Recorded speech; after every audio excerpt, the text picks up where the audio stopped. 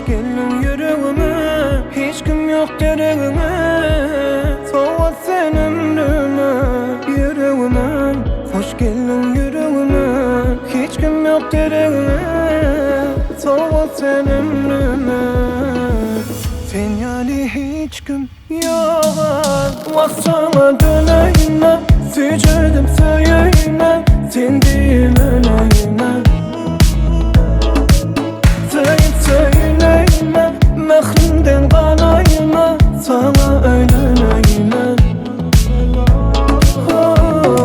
Döneyine, sücüdüm söyeyine. Sen değil öleyine. Söyleyine, mehrimden kanayime. Sana öyleyine. Men kim olyan sana, doğruyu aytmana. Yeke hayışım hiç beni alama sana. Fikirlem sen barada, bolsan ben nerede. Söyle bolsun, yönetir bolmasın arada.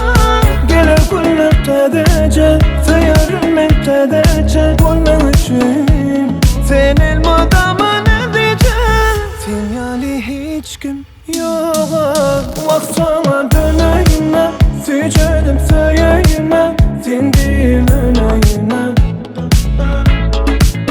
Söyleyime, mehrimden kanayime. Sana öyleyime.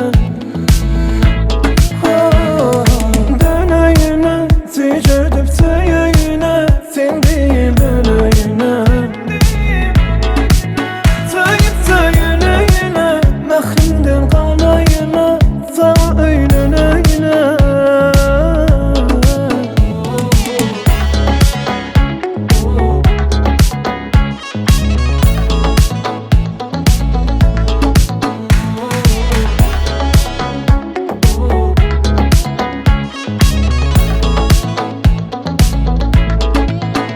Yüreğime, hoş geldin yüreğime.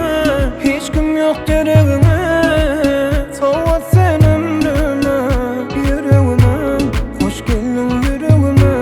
Hiç kim yok gereğime. Soğut sen ömrüme. Sen yani hiç kim yok. Sana döneyime, sücüdüm söyeyime. Sen değil öleyime. Söyle